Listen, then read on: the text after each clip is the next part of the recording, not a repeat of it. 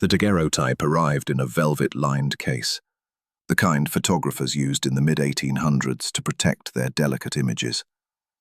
I'd been called to examine it by the Historical Society in Salem, Massachusetts. They'd acquired it as part of an estate donation and wanted authentication and conservation advice.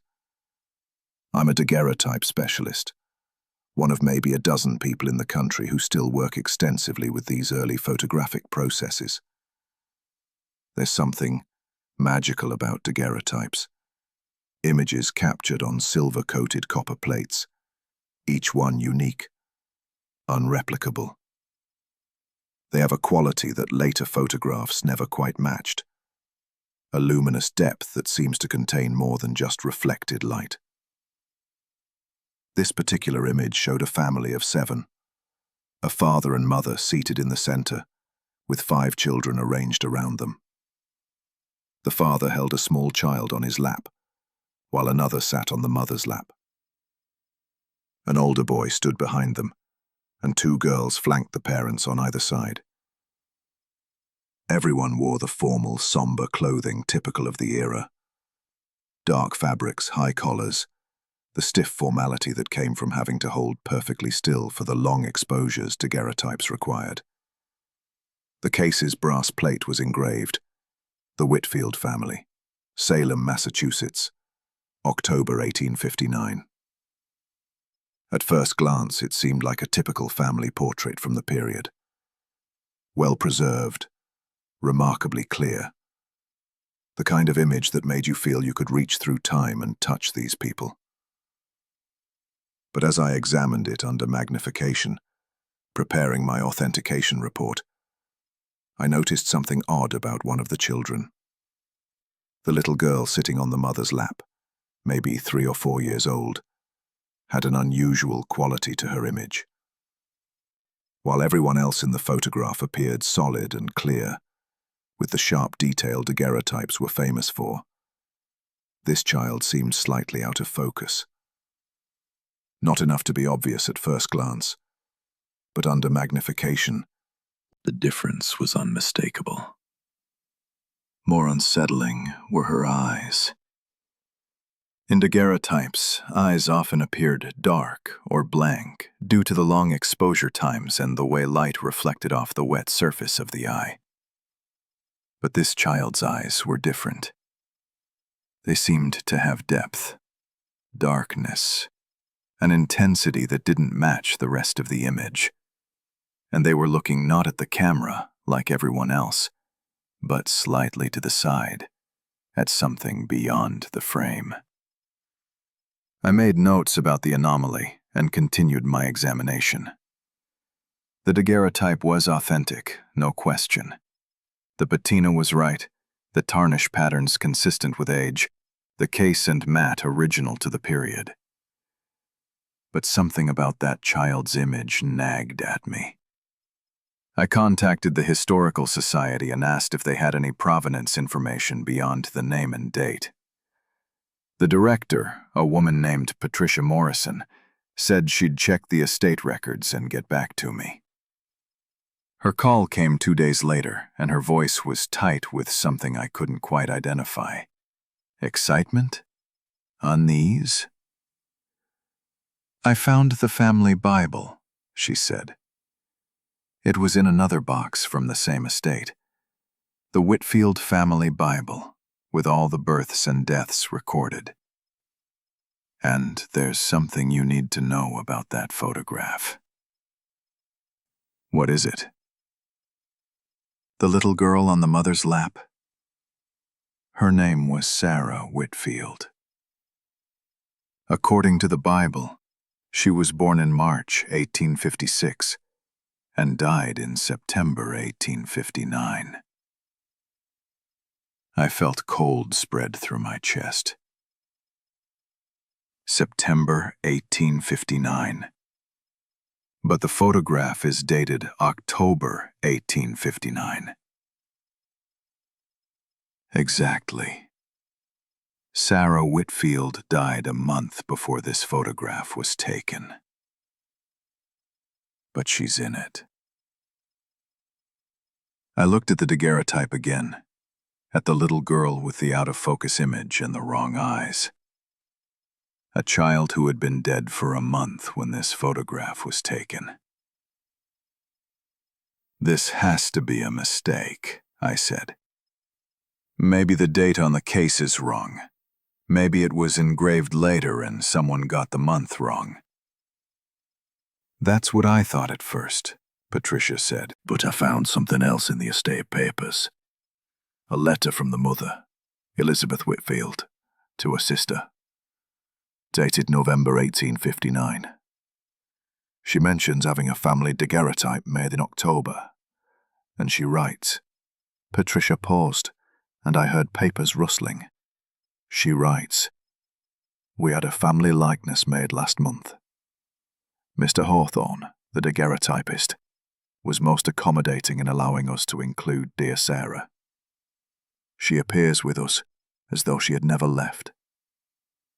And it brings me great comfort to see her there among her brothers and sisters." "Allowing them to include Sarah," I repeated slowly. "A child who'd been dead for a month." "It was common in that era," Patricia said. "Post-mortem photography. Families would photograph their dead, especially children, as a way of preserving their memory.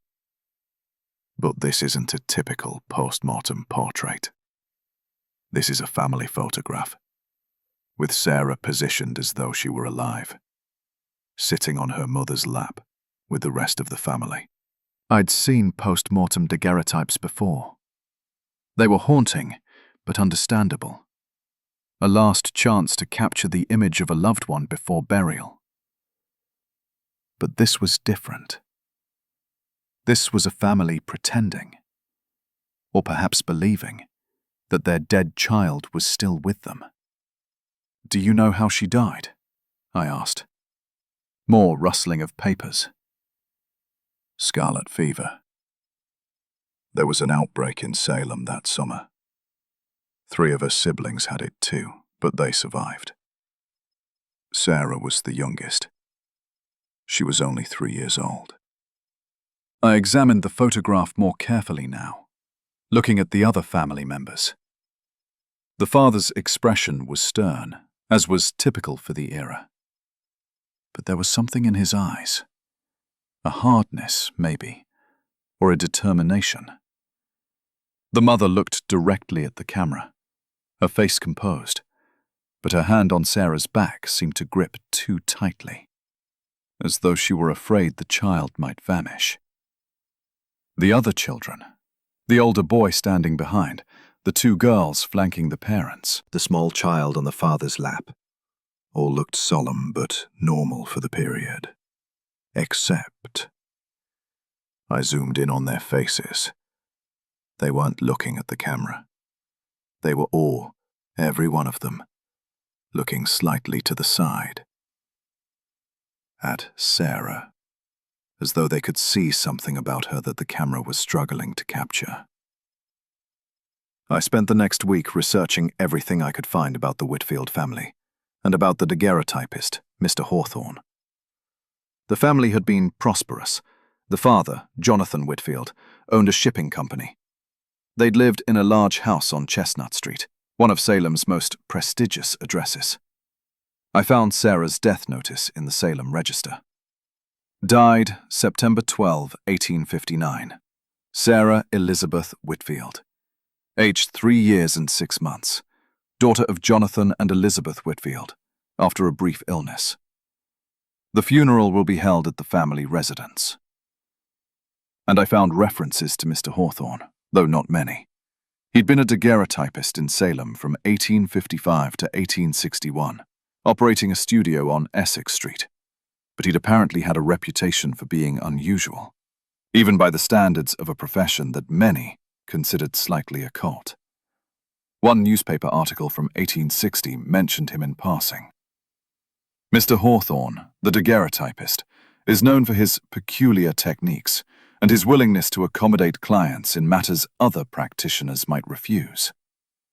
His images are said to capture more than mere physical appearance. I found something else, too. A diary entry from a Salem resident named Martha Green, written in 1859 and preserved in the Historical Society's archives. Patricia sent me a scan. Called upon Elizabeth Whitfield today. Found her much distressed, despite her composed exterior. She showed me a daguerreotype made last month of the family, including poor little Sarah, who died of the fever. Elizabeth insisted the child appeared in the image, though I confess I could not see her clearly. The other children, however, seemed disturbed by the photograph. Young Rebecca said Sarah's eyes follow her around the room and refuses to look at it. Elizabeth keeps it displayed in the parlor nonetheless. The other children had seen something wrong with the photograph. They'd noticed what I was noticing now, that Sarah's eyes didn't behave the way eyes in daguerreotypes normally did. I decided to examine the daguerreotype using different lighting techniques. Daguerreotypes are unique in that they appear as negatives or positives, depending on the angle of viewing and the light source. By manipulating the light, you can sometimes see details invisible under normal viewing conditions. I set up my equipment and began photographing the daguerreotype under various lighting angles. Most of the image remained consistent. The family members appeared the same, regardless of how the light hit the plate.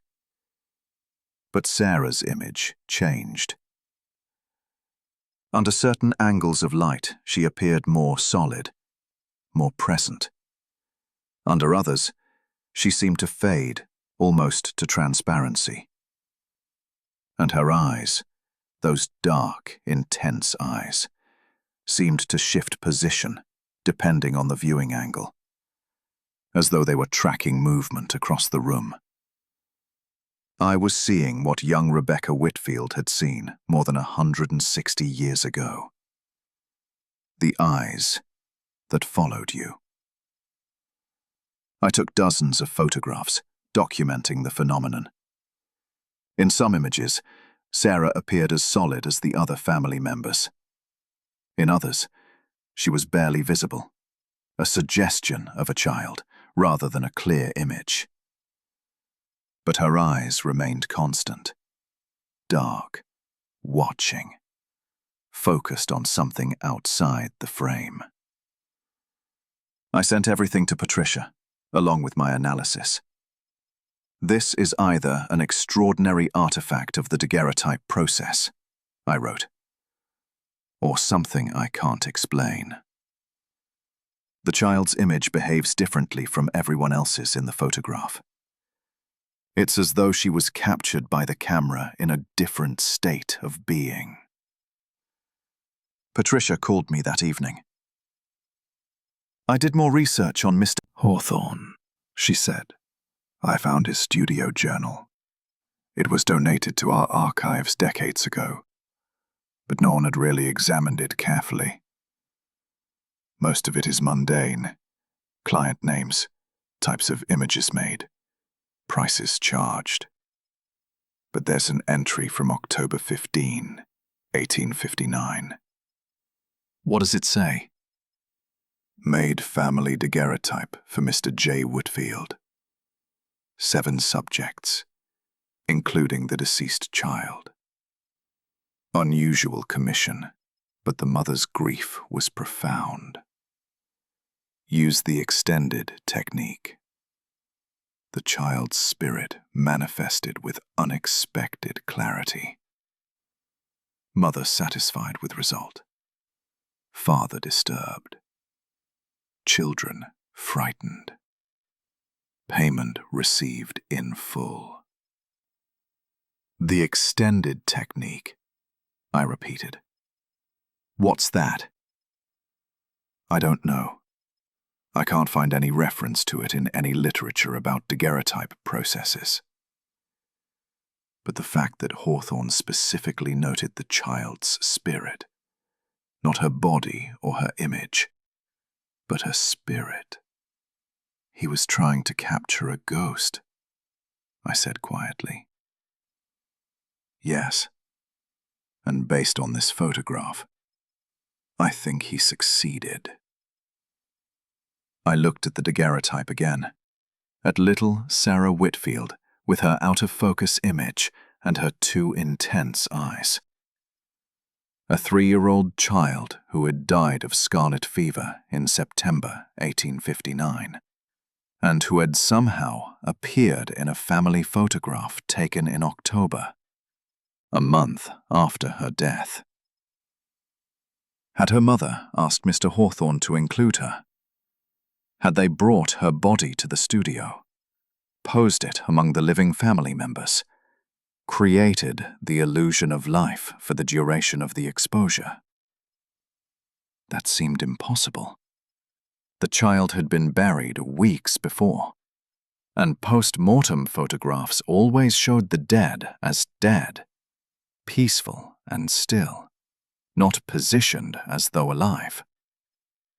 Or had Hawthorne used some technique, some process he called the extended technique, to capture not a body, but a presence, a spirit, a ghost, a remnant of the child who had died?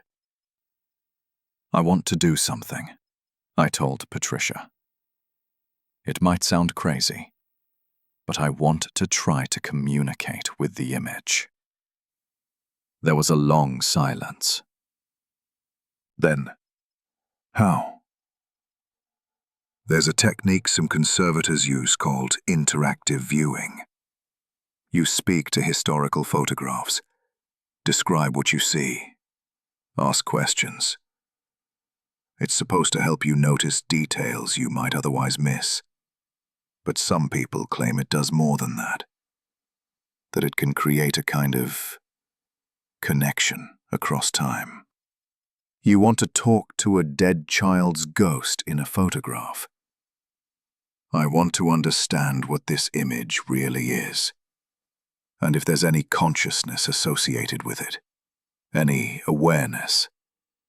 I want to acknowledge it. These were people, Patricia. They deserve to be treated as more than historical curiosities. She agreed, reluctantly. We scheduled a session for the following week, in the Historical Society's conservation lab after hours. Just the two of us, the daguerreotype, and recording equipment, to document whatever happened. The night of the session, I set up the daguerreotype on a viewing stand with carefully controlled lighting. Patricia operated the camera, while I sat across from the image, looking into the faces of the Whitfield family. "Hello," I began, feeling foolish but committed. "My name is Dr. Sarah Chen. I'm a conservator. I'm here to learn about your family's story and to make sure your image is preserved properly." Nothing happened, of course. The daguerreotype remained a daguerreotype, silver and glass, 160 years old, inert. I continued anyway. "I know about Sarah. I know she died before this photograph was taken. I know your family loved her very much. Mrs. Whitfield, I read your letter to your sister. You said it brought you comfort to see Sarah in this image." I paused, looking at the little girl's face. "Sarah, if you're here, if some part of you is held in this image, I want you to know you're not forgotten. People still see you. People still care about your story." The lab was quiet, except for the hum of the ventilation system. Patricia stood behind the camera, perfectly still. I kept talking, describing what I saw in the photograph, asking questions about the family, about Salem in 1859, about what it had been like to sit for Mr. Hawthorne's daguerreotype. It felt like speaking into a void, words disappearing into silence. Then Patricia gasped. "What?" I asked, not taking my eyes off the daguerreotype. "The camera. Look at the camera's screen." I turned. Patricia had been recording video of the session, the camera focused on the daguerreotype. On the screen, I could see the image of the Whitfield family. But Sarah's position had changed. In the physical daguerreotype on the stand, she sat on her mother's lap, her body angled slightly to the right, her eyes looking to the side. In the video recording, she was turned forward, looking directly at the camera. At us. "That's not possible," I whispered. "I know." We both stared at the screen. In the video, Sarah's image was clearer than in the physical daguerreotype, more solid, more present. And her eyes, those dark, intense eyes, were focused with perfect clarity on the lens of the camera. On us. As we watched, her mouth moved, not much, just the smallest parting of lips, as though she were trying to speak.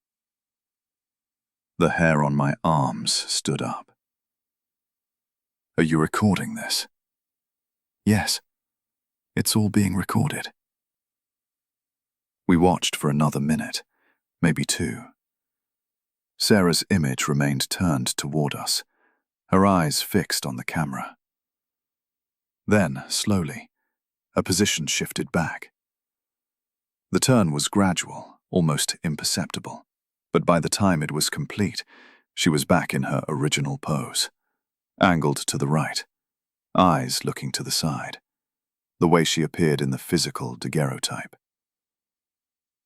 Patricia stopped recording. Her hands were shaking. "Did that really just happen?" I looked at the physical daguerreotype. Sarah appeared exactly as she had before, slightly out of focus, positioned to the right, eyes looking away. But I couldn't shake the feeling that something had changed, that she'd heard me, responded, made herself known. We reviewed the video 3 times. Each time, the same thing. Sarah's image turning toward the camera, her clear, focused eyes looking at us, her mouth moving as though trying to speak. And then, after about 90 seconds, turning back to her original position. "We need to show this to someone," Patricia said. "Someone who specializes in... I don't even know what to call this. Paranormal photography? Spirit images?" "I know someone," I said. "Dr. William Chen, no relation, at Boston University. He studies the intersection of photography and spiritualism in the 19th century. If anyone can help us understand this, he can." Dr. Chen came to Salem 3 days later. We showed him the daguerreotype, explained its provenance, and played the video. He watched it 5 times without speaking, his expression growing more intense with each viewing. Finally, he said, "This is extraordinary. I've studied thousands of supposed spirit photographs from the 19th century. Most are frauds, double exposures, tricks of light, outright fabrications. But this is something else." "What is it?" I asked. "I think Mr. Hawthorne, your daguerreotypist, was experimenting with something that other practitioners had only theorized about. In spiritualist circles in the 1850s, there was a belief that the camera could capture not just physical light, but spiritual light, the luminous essence of the soul. Most attempts to photograph this spiritual light were crude and obviously fraudulent. But Hawthorne seems to have developed a genuine technique. The extended technique, Patricia said. Exactly. I think he used a much longer exposure than normal, possibly combined with some kind of meditation or spiritual practice. And I think he did it in the presence of the grieving family, particularly the mother. Her grief, her intense desire to see her daughter again, may have created a kind of bridge, a connection that allowed Sarah's spirit, or some remnant of her consciousness, to manifest during the exposure. So Sarah's ghost is really in this photograph? I asked. I think some aspect of Sarah is preserved in this image, yes. Not just her physical appearance, captured before death, but her presence, her awareness. And I think that presence can interact, under certain conditions, with people who view the image. He pointed to the video. You spoke to her. You acknowledged her, showed care for her story. That created the conditions for interaction. She responded by turning toward you, by trying to make herself known more fully. It's as though she's been waiting, all these years, for someone to really see her. The thought made me want to cry. A 3-year-old child, dead for more than 160 years, trapped somehow in a photograph, waiting to be seen, to be acknowledged, to be remembered as more than just an image. What do we do now? Patricia asked quietly. Dr. Chen thought for a moment. We preserve the daguerreotype carefully. We document what we've experienced. And we tell Sarah's story. Not just the story of a child who died in 1859, but the story of a family's love that was strong enough to pull her spirit into a photograph. The story of a mother's grief that created a bridge between worlds. Over the following months, we did exactly that. We created a careful display of the Whitfield family daguerreotype at the Historical Society, with context about the family, about post-mortem photography, about spiritualism in the 19th century. We included information about Sarah's death and her mother's grief. And we included, with appropriate warnings, the video of Sarah's image turning toward the camera. The response was overwhelming. People came from all over the country to see the daguerreotype. Some were skeptics, looking for the trick, the explanation that would make it all make sense. Others were believers, spiritualists who saw the image as proof of life after death. But most were simply moved by the story of a family's love and a child who had somehow remained present, even in death.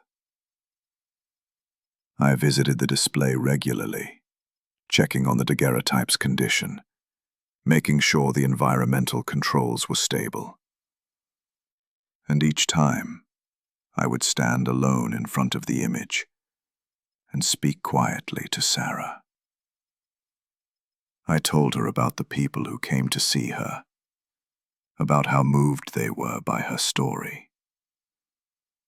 I told her she wasn't forgotten. And sometimes, when the light hit the daguerreotype just right, I could swear her eyes shifted slightly. Not much, just a small movement, as though she were acknowledging that she heard me. The Whitfield family Bible recorded 7 children: Rebecca, Charles, Sarah, Margaret, Thomas, and 2 infants who died unnamed. Sarah was the only one of the older children to die in childhood. The others grew up, married, had children of their own. The family line continued through generations, eventually leading to the descendant who donated the estate to the Historical Society. But Sarah remained 3 years old, frozen in October 1859, in a daguerreotype that captured more than just her physical appearance. Captured, perhaps, the very essence of who she was. A little girl who had loved her family, and who, even in death, wanted to remain with them. I think about Elizabeth Whitfield sometimes, about how profound her grief must have been to seek out Mr. Hawthorne and his extended technique. How desperate she must have been to see her daughter one more time, to have an image that showed Sarah among the living family, not laid out in death. And I think about Mr. Hawthorne, the daguerreotypist, who somehow found a way to give that grieving mother what she needed, who created an image but has lasted more than 160 years, preserved not just on silver-coated copper, but in the consciousness that continues to exist within it. The daguerreotype remains at the Historical Society, carefully preserved, carefully displayed. People still come to see it, to look into the eyes of little Sarah Whitfield and to wonder what, exactly, is looking back. I know what I believe. I believe consciousness doesn't end when the body dies. I believe love can create bridges between worlds. And I believe that sometimes, under the right conditions, with the right technology and the right intention, those bridges can be captured and preserved. Sarah Whitfield died of scarlet fever on September 12, 1859, at 3 years and 6 months old. But on October 15, 1859, she sat one more time with her family for a daguerreotype portrait. And in that image, created by Grieth and Love and Mr. Hawthorne's mysterious extended technique, she remains, watching, waiting, wanting to be seen. And now, finally, she is. The eyes in the daguerreotype still follow viewers around the room, just as young Rebecca Whitfield noticed in 1859.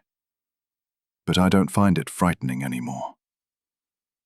I find it comforting, because it means Sarah is still there, still present, still loved, still, after all these years, part of the family.